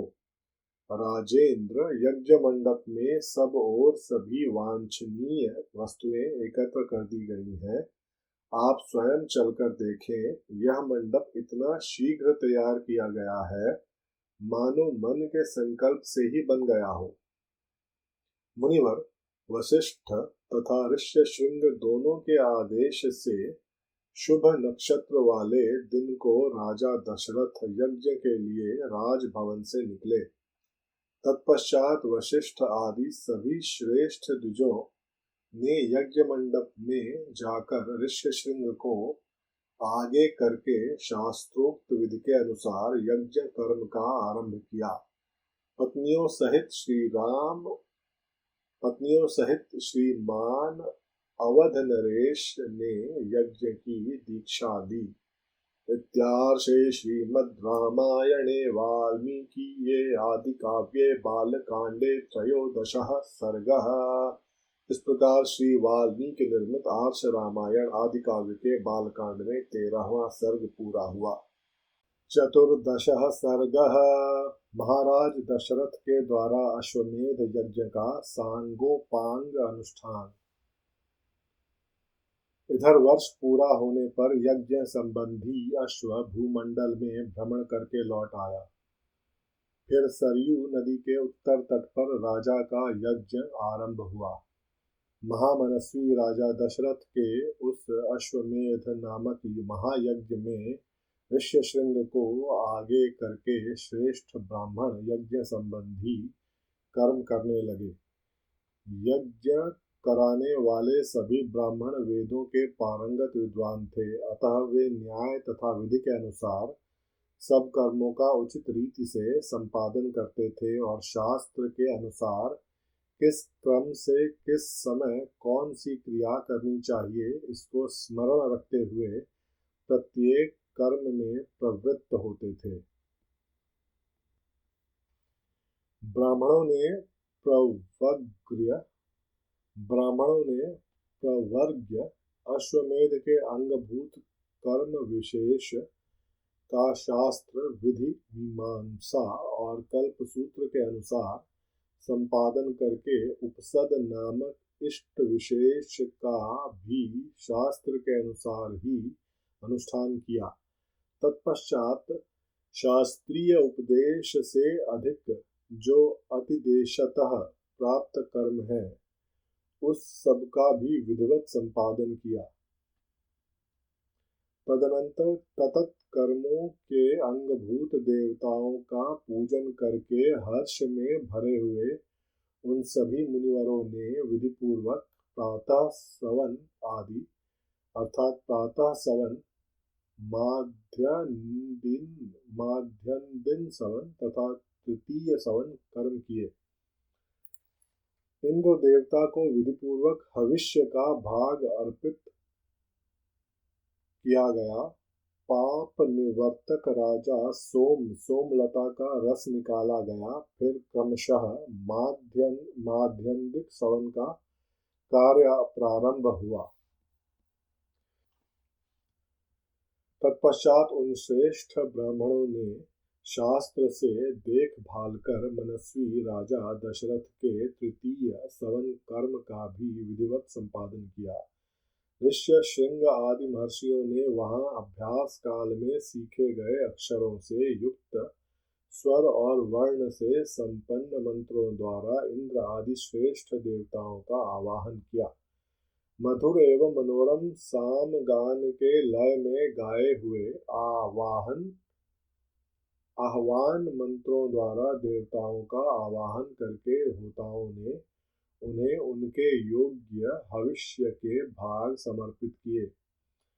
उस यज्ञ में कोई अयोग्य अथवा विपरीत आहुति नहीं पड़ी, कहीं कोई भूल नहीं हुई, अनजान में भी कोई कर्म छूटने नहीं पाया, क्योंकि वहां सारा कर्म मंत्रोच्चारण पूर्वक संपन्न होता दिखाई देता था। महर्षियों ने सब कर्म क्षेम युक्त एवं निर्विघ्न परिपूर्ण किए। यज्ञ के दिनों में कोई भी ऋत्विज थका मांदा या भूखा प्यासा नहीं दिखाई देता था। उसमें कोई भी ब्राह्मण ऐसा नहीं था जो विद्वान न हो अथवा जिसके 100 से कम शिष्य या सेवक रहे हों। उस यज्ञ में प्रतिदिन ब्राह्मण भोजन करते थे, क्षत्रिय और वैश्य भी भोजन पाते थे तथा शूद्रों को भी भोजन उपलब्ध होता था। तापस और श्रमण भी भोजन करते थे। इस विषय में सूत्रकार का वचन है, सोमम राजनम दृश्यदि निधाय दृश्यभिर्भिहन्यात्, अर्थात राजा सोमलता को पत्थर पर रखकर पत्थर से कूचे। बूढ़े रोगी स्त्रियां तथा बच्चे भी यथेष्ट भोजन पाते थे। भोजन इतना स्वादिष्ट होता था कि निरंतर खाते रहने पर भी किसी का मन नहीं भरता था। अन्न दो, नाना प्रकार के वस्त्र दो, अधिकारियों की ऐसी आज्ञा पाकर कार्यकर्ता लोग बारंबार वैसा ही करते थे। वहां प्रतिदिन विधिवत पके हुए अन्न के बहुत से पर्वतों जैसे ढेर दिखाई देते थे। महामनस्वी राजा दशरथ के उस यज्ञ में नाना देशों से आए हुए स्त्री पुरुष अन्न पान द्वारा भली भांति तृप्त किए गए थे। श्रेष्ठ ब्राह्मण भोजन विधिवत बनाया गया है, बहुत स्वादिष्ट है, ऐसा कहकर अन्न की प्रशंसा करते थे। भोजन करके उठे हुए लोगों के मुख से राजा सदा यही सुनते थे कि हम लोग खूब तृप्त हुए, आपका कल्याण हो। वस्त्र आभूषणों से अलंकृत हुए पुरुष ब्राह्मणों को भोजन परोसते थे और उन लोगों की जो दूसरे लोग सहायता करते थे, उन्होंने भी विशुद्ध मणिमय कुंडल धारण कर रखे थे।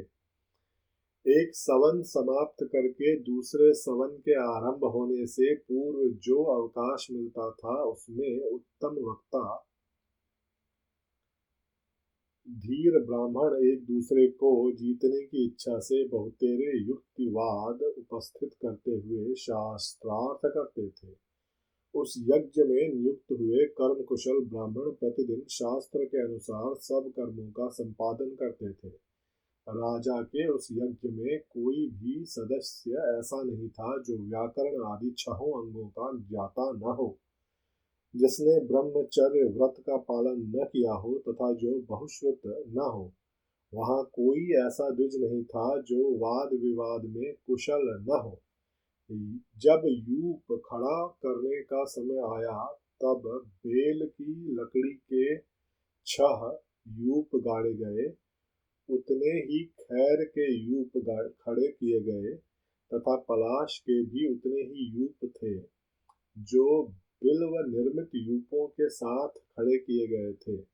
बहेड़े के वृक्ष का एक यूप अश्वमेध यज्ञ के लिए विहित है। देवदारू के बने हुए यूप का भी विधान है, परंतु उसकी संख्या न एक है न 6। देवदारू के 2 ही यूप विहित हैं। दोनों बाहें फैला देने पर जितनी दूरी होती है, उतनी ही दूरी पर वे दोनों स्थापित किए गए थे।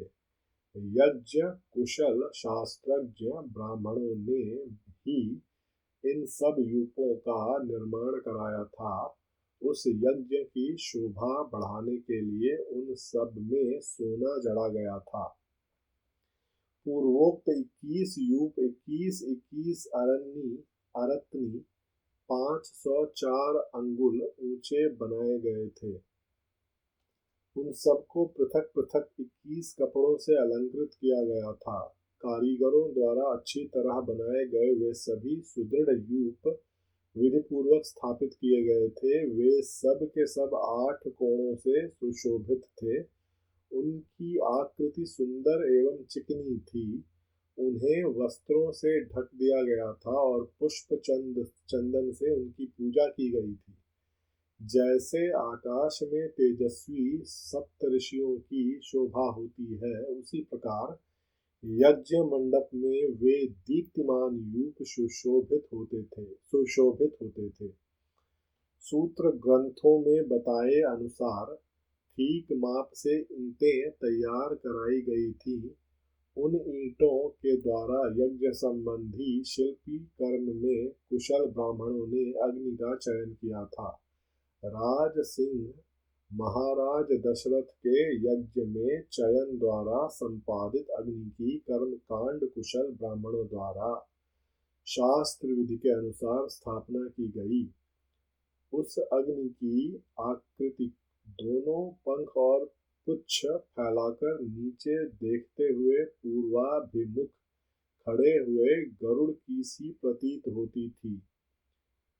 सोने की ईंटों से पंख का निर्माण होने से उस गरुड़ के पंख सुवर्णमय दिखाई देते थे।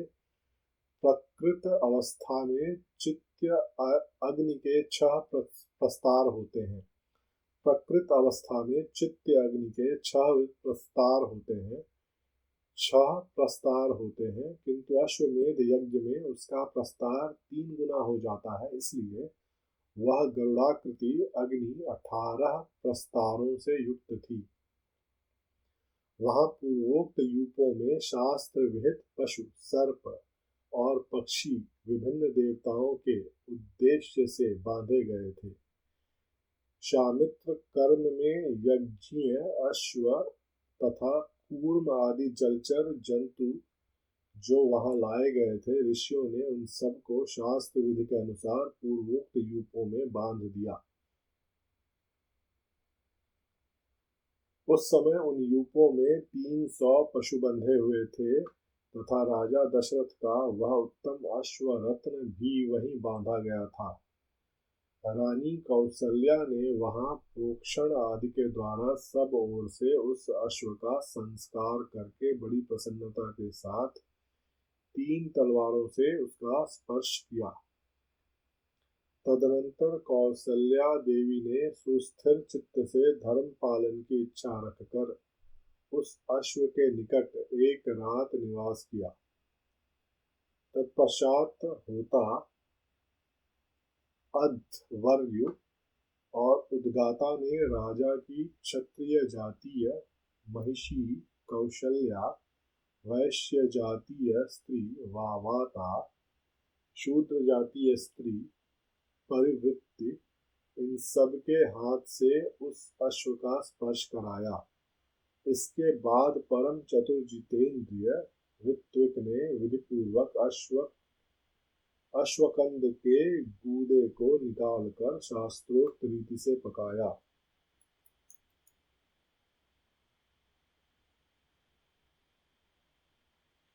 तत्पश्चात उस गूदे की आहुति दी गई। राजा दशरथ ने अपने पाप को दूर करने के लिए ठीक समय पर आकर विधिपूर्वक उसके धुएं की गंध को सूंघा।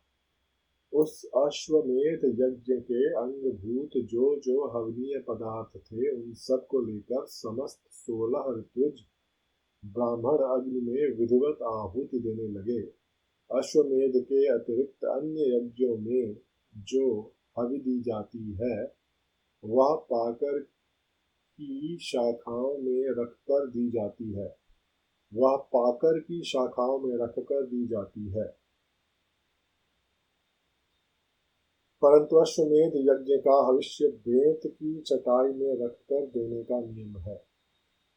जाति के अनुसार नाम अलग अलग होते हैं। दशरथ के तो कौशल्या, कैकेयी और सुमित्रा तीनों क्षत्रिय जाति की ही थीं। कल्पसूत्र और ब्राह्मण ग्रंथों के द्वारा अश्वमेध के 3 सवनीय दिन बताए गए हैं। उनमें से प्रथम दिन जो सवन होता है उसे चतुष्टोम अग्निष्टोम कहा गया है।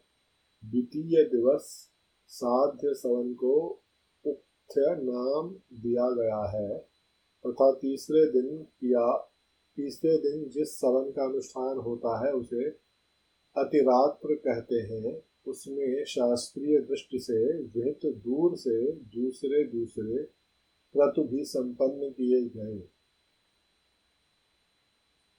ज्योतिष्टोम आयुष्टोम यज्ञ 2 बार, अतिरात्र यज्ञ 5वां, अभिजित 6ठा, विश्वजित तथा 7वें 8वें आप्तोरयाम ये सब के सब महाक्रतु माने गए हैं जो अश्वमेध के उत्तर काल में संपादित हुए। अपने कुल की वृद्धि करने वाले राजा दशरथ ने यज्ञ पूर्ण होने पर होता को दक्षिणा रूप में अयोध्या से पूर्व दिशा का सारा राज्य सौंप दिया। अध्वर्यु को पश्चिम दिशा तथा ब्रह्मा को दक्षिण दिशा का राज्य दे दिया। इसी तरह उद्गाता को उत्तर दिशा की सारी भूमि दे दी। पूर्व काल में भगवान ब्रह्मा जी ने जिसका अनुष्ठान किया था उस अश्वमेध नामक महायज्ञ में ऐसी ही दक्षिणा का विधान किया गया है। इस प्रकार विधिपूर्वक यज्ञ समाप्त करके अपने कुल की वृद्धि करने वाले पुरुष शिरोमणि राजा दशरथ ने ऋत्विजों को सारी पृथ्वी दान कर दी। जो यो दान देकर इक्ष्वाकु कुल नंदन श्रीमान महाराज दशरथ के हर्ष की सीमा न रही। परंतु समस्त ऋत्विज उन निष्पाप नरेश से इस प्रकार बोले, महाराज अकेले आप ही इस संपूर्ण पृथ्वी की रक्षा करने में समर्थ हैं। हमें इसके पालन की शक्ति नहीं है, अतः भूमि से हमारा कोई प्रयोजन नहीं है। भूमिपाल हम तो सदा वेदों के स्वाध्याय में ही लगे रहते हैं। इस भूमि का पालन हमसे नहीं हो सकता, अतः आप हमें यहाँ इस भूमि का कुछ निष्क्रिय मूल्य ही दे दें। नृपश्रेष्ठ मणि, रत्न, सुवर्ण, गौ अथवा जो भी वस्तु यहाँ उपस्थित हो वही हमें दक्षिणा रूप से दे दीजिए। इस धरती से इस धरती से हमें कोई प्रयोजन नहीं है। वेदों के पारगामी विद्वान ब्राह्मणों के ऐसा कहने पर राजा ने उन्हें 10 लाख गौएं प्रदान की, 10 करोड़ स्वर्ण मुद्रा तथा उससे 4 रजत मुद्रा अर्पित की। तब उस समस्त ऋत्विजों ने एक साथ होकर वह सारा धन मुनिवर ऋष्यशृंग तथा बुद्धिमान वशिष्ठ को सौंप दिया। तदनंतर उन दोनों महर्षियों के सहयोग से उस धन का न्यायपूर्वक बंटवारा करके वे सभी श्रेष्ठ ब्राह्मण मन ही मन बड़े प्रसन्न हुए और बोले, महाराज, इस दक्षिणा से हम लोग बहुत संतुष्ट हैं।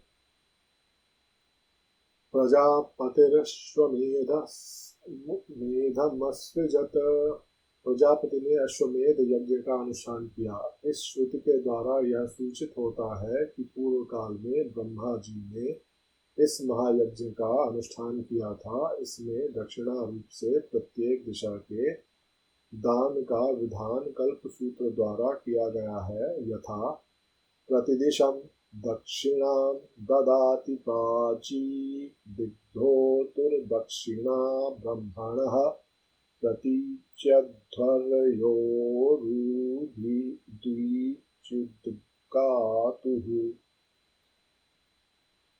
इसके बाद एकाग्रचित्त होकर राजा दशरथ ने अभ्यागत ब्राह्मणों को 1 करोड़ जांबू नद सुवर्ण की मुद्राएं बांटी। सारा धन देने के बाद जब कुछ नहीं बच रहा, तब एक दरिद्र ब्राह्मण ने आकर राजा से धन की याचना की। उस समय उन रघुकुल नंदन नरेश ने उसे अपने हाथ का उत्तम आभूषण उतार कर दे दिया। तत्पश्चात जब सभी ब्राह्मण विधिवत संतुष्ट हो गए, उस समय उन पर स्नेह रखने वाले नरेश ने उन सबको प्रणाम किया। प्रणाम करते समय उनकी सारी इंद्रियां हर्ष से विह्वल हो रही थीं। पृथ्वी पर पड़े हुए उन उदार नरवीर को ब्राह्मणों ने नाना प्रकार के आशीर्वाद दिए। तदनंतर उस परम उत्तम यज्ञ का पुण्य फल पाकर राजा दशरथ के मन में बड़ी प्रसन्नता हुई। वह यज्ञ उनके सब पापों का नाश करने वाला तथा उन्हें स्वर्ग लोक में पहुंचाने वाला था। साधारण राजाओं के लिए उस यज्ञ को आदि से अंत तक पूर्ण कर लेना बहुत ही कठिन था। यज्ञ समाप्त होने पर राजा दशरथ ने ऋष्यशृंग से कहा, उत्तम व्रत का पालन करने वाले मुनीश्वर, अब जो कर्म मेरी कुल परंपरा को बढ़ाने वाला हो, उसका संपादन आपको करना चाहिए। तब द्विजश्रेष्ठ ऋष्यशृंग तथास्तु कहकर राजा से बोले, राजन, आपके 4 पुत्र होंगे जो इस कुल के भार को वहन करने में समर्थ होंगे। उनका यह मधुर वचन सुनकर मन और इंद्रियों को संयम में रखने वाले महामना महाराज दशरथ उन्हें प्रणाम करके बड़े हर्ष को प्राप्त हुए तथा उन्होंने ऋष्यशृंग को पुनः पुत्र प्राप्ति कराने वाले कर्म का अनुष्ठान करने के लिए प्रेरित किया। इत्यार्षे श्रीमद् रामायणे वाल्मीकीये आदि काव्ये बालकांडे 14 सर्गः। इस प्रकार श्री वाल्मीकि निर्मित आर्ष रामायण आदि काव्य के बालकांड में 14वां सर्ग पूरा हुआ। 15 सर्गः। ऋष्यशृंग द्वारा राजा दशरथ के पुत्रेष्टि यज्ञ का आरंभ। देवताओं की प्रार्थना से ब्रह्मा जी का रावण के वध का उपाय ढूंढ निकालना तथा भगवान विष्णु का देवताओं को आश्वासन देना। महात्मा ऋष्यशृंग बड़े मेधावी और वेदों के ज्ञाता थे। उन्होंने थोड़ी देर तक ध्यान लगाकर अपने भावी कर्तव्य का निश्चय किया। फिर ध्यान से विरत हो वे राजा से इस प्रकार बोले, महाराज, मैं आपको पुत्र की प्राप्ति कराने के लिए अथर्ववेद के मंत्रों से पुत्रेष्टि नामक यज्ञ करूंगा। वेदोक्त विधि के अनुसार अनुष्ठान करने पर वह यज्ञ अवश्य सफल होगा। यह कहकर उन तेजस्वी ऋषि ने पुत्र प्राप्ति के उद्देश्य से पुत्रेष्टि नामक यज्ञ प्रारंभ किया और श्रौत विधि के अनुसार अग्नि में आहुति डाली। तब देवता, सिद्ध, गंधर्व और महर्षिगण विधि के अनुसार अपना अपना भाग ग्रहण करने के लिए उस यज्ञ में एकत्र हुए। उस यज्ञ सभा में क्रमशः एकत्र होकर दूसरों की दृष्टि से अदृश्य रहते हुए सब देवता लोककर्ता ब्रह्मा जी से इस प्रकार बोले। भगवान रावण नामक राक्षस आपका कृपा प्रसाद पाकर अपने बल से हम सब लोगों को बड़ा कष्ट दे रहा है। हम में इतनी शक्ति नहीं है कि अपने पराक्रम से उसको दबा सकें। प्रभो, आपने प्रसन्न होकर उसे वर दे दिया है, तब से हम लोग उस वर का सदा समादर करते हुए उसके सारे अपराधों को सहते चले आ रहे हैं। उसने तीनों लोकों के प्राणियों का नाकों दम कर रखा है। वह दुष्टात्मा जिनको कुछ ऊंची स्थिति में देखता है उन्हीं के साथ द्वेष करने लगता है। देवराज इंद्र को परास्त करने की अभिलाषा रखता है। आपके वरदान से मोहित होकर वह इतना उद्दंड हो गया है कि ऋषियों, यक्षों, गंधर्वों, असुरों तथा ब्राह्मणों को पीड़ा देता और उनका अपमान करता फिरता है। सूर्य आपको ताप नहीं पहुंचा सकते, सूर्य उसको ताप नहीं पहुंचा सकते, वायु उसके पास जोर से नहीं चलती तथा जिसकी उत्ताल तरंगें सदा ऊपर नीचे होती रहती हैं, वह समुद्र भी रावण को देखकर भय के मारे स्तब्ध सा हो जाता है, उसमें कंपन नहीं होता। वह राक्षस देखने में भी बड़ा भयंकर है, उससे हमें महान भय प्राप्त हो रहा है। अतः भगवान, उसके वध के लिए आपको कोई न कोई उपाय अवश्य करना चाहिए। समस्त देवताओं के ऐसा कहने पर ब्रह्मा जी कुछ सोचकर बोले, देवताओं, लो, उस दुरात्मा के वध का उपाय मेरे समझ में आ गया। उसने वर मांगते समय यह बात कही थी कि मैं गंधर्व, यक्ष, देवता तथा राक्षसों के हाथ से न मारा जाऊं। मैंने भी तथास्तु कहकर उसकी प्रार्थना स्वीकार कर ली। मनुष्यों को तो वह तुच्छ समझता था, इसलिए उनके प्रति अवहेलना होने के कारण उनसे अवध्य होने का वरदान नहीं मांगा। इसलिए अब मनुष्य के हाथ से ही उसका वध होगा। मनुष्य के सिवा दूसरा कोई उसकी मृत्यु का कारण नहीं है। ब्रह्मा जी की कही हुई यह प्रिय बात सुनकर उस समय समस्त देवता और महर्षि बड़े प्रसन्न हुए। इसी समय महान तेजस्वी जगतपति भगवान विष्णु भी मेघ के ऊपर स्थित हुए सूर्य की भांति गरुड़ पर सवार हो वहां आ पहुंचे। उनके शरीर पर पीतांबर और हाथों में शंख, चक्र एवं गदा आदि आयुध शोभा पा रहे थे। उनकी दोनों भुजाओं में तपाए हुए स्वर्ण के बने केयूर प्रकाशित हो रहे थे। उस समय संपूर्ण देवताओं ने उनकी वंदना की और वे ब्रह्मा जी से मिलकर सावधानी के साथ सभा में विराजमान हो गए। तब समस्त देवताओं ने विनीत भाव से उनकी स्तुति करके कहा, सर्वव्यापी परमेश्वर, हम तीनों लोकों के हित की कामना से आपके ऊपर एक महान कार्य का भार दे रहे हैं। प्रभो, अयोध्या के राजा दशरथ धर्मज्ञ, उदार तथा महर्षियों के समान तेजस्वी हैं। उनके 3 रानियां हैं जो ह्री, श्री और कीर्ति इन 3 देवियों के समान हैं। विष्णुदेव, आप अपने 4 स्वरूप बनाकर राजा की उन तीनों रानियों के गर्भ से पुत्र रूप में अवतार ग्रहण कीजिए। इस प्रकार मनुष्य रूप में प्रकट होकर आप संसार के लिए प्रबल कंटक रूप रावण को, जो देवताओं के लिए अवध्य है, समर भूमि में मार डालिए। वह मूर्ख राक्षस रावण अपने बढ़े हुए पराक्रम से देवता, गंधर्व, सिद्ध, तथा श्रेष्ठ महर्षियों को बहुत कष्ट दे रहा है, उस रौद्र निशाचर ने ऋषियों को तथा नंदन वन में क्रीड़ा करने वाले गंधर्वों और अप्सराओं को भी स्वर्ग से भूमि पर गिरा दिया है। इसलिए मुनियों सहित हम सब सिद्ध, गंधर्व, यक्ष तथा देवता उसके वध के लिए आपकी शरण में आए हैं। शत्रुओं को संताप देने वाले देव, आप ही हम सब लोगों की परम गति हैं। अतः इन देवद्रोहियों का वध करने के लिए आप मनुष्य लोक में अवतार लेने का निश्चय कीजिए।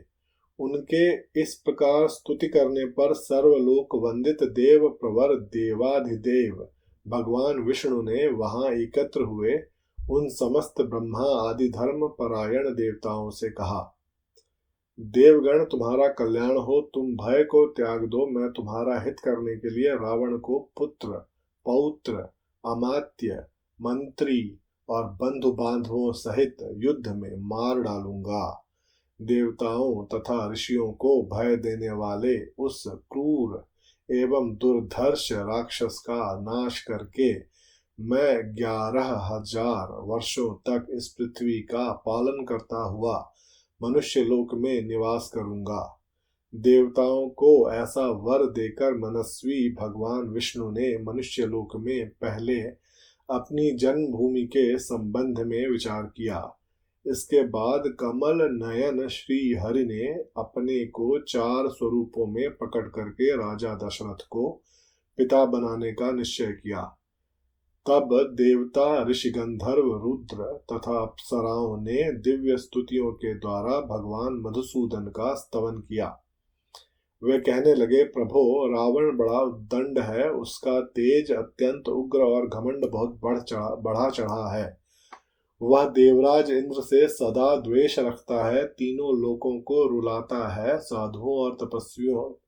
साधुओं और तपस्वी जनों के लिए तो वह बहुत बड़ा कंटक है।